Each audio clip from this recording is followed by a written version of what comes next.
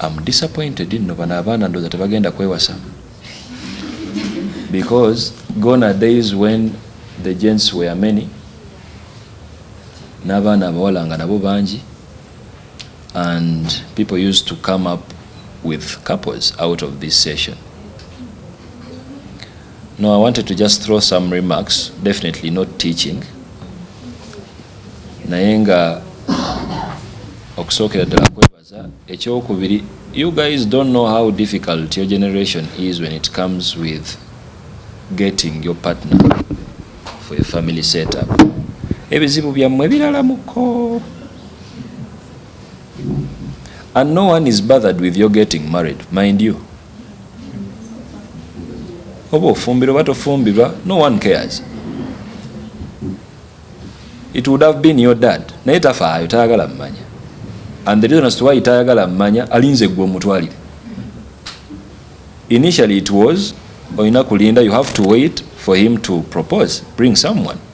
But today buli omu mukowu, tata mukowu, mama mukowu, nawe oli mukowu. Now it's a confusion. Now it is a disorganized situation because no one cares about your getting married. No one cares. When we switch to the society we are in, it is just too worse. Immorality is taking place. This is where you're finding people on baby showers where we don't even know the legitimacy of the kids. Tetumanyi taata, but we are happy that ali lubuto. Oba kudiru chi, we don't know. Now that means even the society is dictating that. You get married, you don't get married, no one cares. Now that is a threat to people who are good and people who prioritize starting up a family. Challenges you're going to face are challenges that have never been faced by any generation. Katuwire mbozi ze mbadde mutawanya seeka nazo. Imagine you're going to marry a girl, taata w'omuwala akugambe, my girl ayina degree 2. Please tomutuulako. Now, do you know what that means as a man? Oba oseka busezi. Do you know what it means taata w'omwana gw'owasizza to tell you that as a head of the family, your family? Do you know what it means your wife earning $1 million when you're also earning $1 million? Are you going to go through that level of tolerance? Yakagweko ngazikuweddeko naye ng'okimanyi ayingiza akakadde. Are you prepared to be that a man? Of course, now that is the discussion is ibafuula busy. Ne mumalako obudde wano because you're at campus, you're idle. But when you check reality nga mubitandise, now that is another story. Okwenoonya kwokka it's another problem. Obuwulu bujjudde wano naye tomanyi na kumanya ogenda tandika otya okufuna. Even that side nabo bawulu bajjuddeeyo. You have to pretend like you're okay. You have to pretend like you're not desperate. At the same time you need someone. So like that whole confusion, a year down the road, 2 years down the road, until you get out. May Allah guide us, and that's how problematic the situation is. That's why I would like to wind with a suggestion. Please, the marriage halaqa and the dawah liaison with the students committee, please, we need to join efforts to make sure a marriage hub is started as soon as yesterday. Marriage hub in a way, a space, an environment that harbors people and training them to give them the guidance in a more personalized, professional way. A hub in a wenti, there are sheikhs in the hub ready to train your future husbands, ready to train your future wives. It's as a result of that hub that couples are going to now start to go out. Maybe the reason as to why you're still single, because even when you're making a point, you're looking for someone, sebo oyogera bitiibwa byo. No one cares about your accolades. I am this one, my name is blah blah blah, I want to a girl who is this, who is brown, who is okay. Those are the qualities of someone you want. Are you sure what you want is what is wanting you? Definitely no. Now the Islamic approach is soka wetereze, soka wetereze.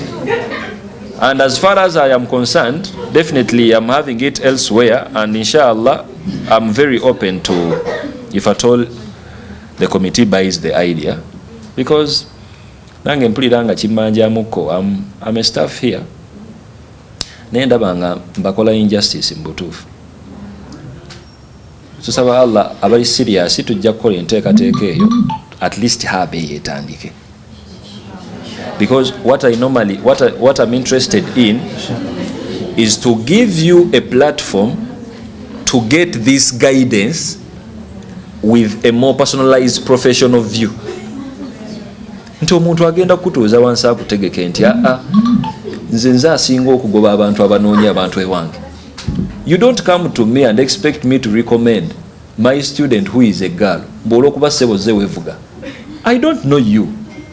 Because I know, olwokuba olinga agamba nti oliawo angel malayika esse onoonya abantu bakunono bayingize bufumbo. You need a lot to do to work upon yourself to make sure you convince someone who would recommend you somewhere. Kata abawali mbali wano babasomesa tebabamanyi naye osoma HALAQA ofiirawo. Even when they come to Sheikh, or maybe to Imam as chairman of HALAQA, oba Imam w'omuziki ne bamubuuza nti omuwalimu ono omwogerako ki akoma kulaba wano nga weebuzaabuza mu HALAQA no maana ofuluma. Why don't you know each other right now? Nakyo mulinze muwalimu ajje wano abagambe banaye please get to know each other, because it is a start. You can start to do what? I think you really have to get serious. Tusaba Allah abeere nga abanguiza. And as I'm winding up, because we are time bad, some people are not going to get married. Appreciate that reality. Yes. There is a human creature that you see and you're like, it is okay. It is okay. Tukusonye. Because of how unbehaved they are, because of the arrogancy, because of whatever. Even when they try marriage, 1 year, 2 years, ngabifa. Now, to someone that is listening to this, the objective of this marriage HALAQA eno nkadde. Even when we were still students here, it was in play. Abantu befunidde muno mu abakyasaaga.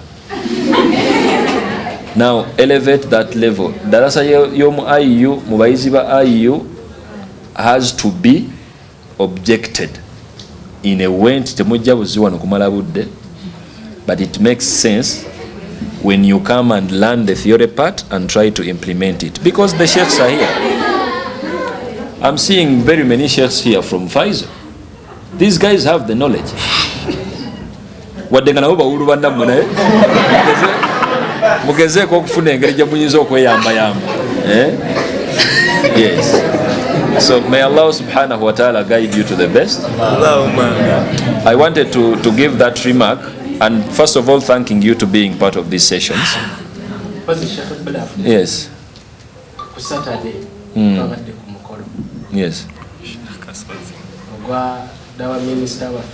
Abaana beetute deputy wali kyekyo bye twagala ebyo kaddawa minisita bwe yeetwala deputy wali aba abawadde ekyokulabirako sunnatuhu nammwe mutyo bakulembera mukole mutya. Allah atagazza abantu mu nsi muno. Your man, the definition he has of a beautiful girl has never been a finding on you. Isn't that the reality?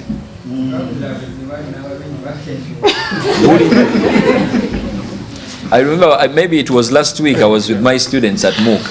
Nemba gamba nti basajja bamwe bano bali waneeno batagayira mu bakyala abeeru naye ensonga lwaki ayagala omweru kubanga the mainstream media is painting that nti omukyalo omweru ali mulungiko okusinga atali muki bawo yali mu lukuŋŋaano lwa trend eyo atagala amala kuwasa mu bweru bwo n'amanya nti ate mu butuufu saayagala nno mweru naye ng'oli mu bufumbo.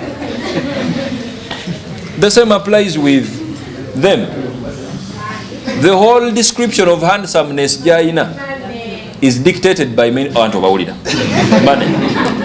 is dictated by the mainstream media. The influencers abatalina nnyo makulu mu society newe bafa society zitambula, because psychologically a society is built with three categories. The first category be bantu abakulakula bato bakyali awo tebeefuga emotions bali awo batagala. The second category is a category of reasoning people who are credible in a society, bayambako society okubanga ebuildinga oyo bwafa tukaaba. The last category is a category omuntu nga alabye ekimala tayomba naawe awangadde ekimala ayise mu pain emala talina buddebo mukose yigagenda. Now how many of us are in the second? Ketubasonyiye Allah namwe abo bakole ki ate lwaki abo bagasa tebagala balekeyo abeyagala bewase abateyagala bakole ki. Yes, thank you very much for this opportunity. I think let me take back the microphone to the moderator. Thank you so much, Sheikh Bulafu and Sheikh Wetaka. So at this juncture, we're going to have the closing prayer, inshallah. Those ones having questions, you can write them down, inshallah. If Allah Azza wa Jalla has given life to us, we shall have Sheikh Wetaka again, or Sheikh Bulafu himself, or else we shall have the session in the marriage hub in his So we're going to have the closing prayer from the Da'wah Minister, inshallah.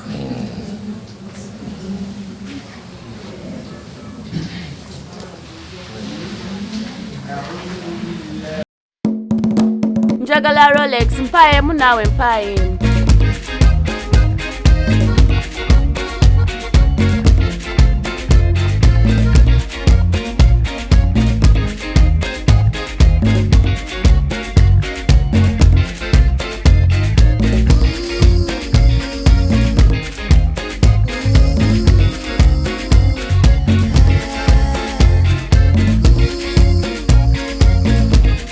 Tuli energy tukuletedde gas omulungi osika chipusi chapati mberenge oba oli wa hotel tusange ekyengera opposite ku Lukadde ku Masaka Road. Essimu 0753955994 oba 0756341354. Save Tuli energy is your answer.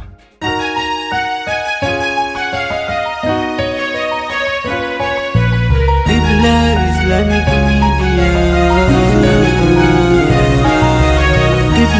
Islamic Media.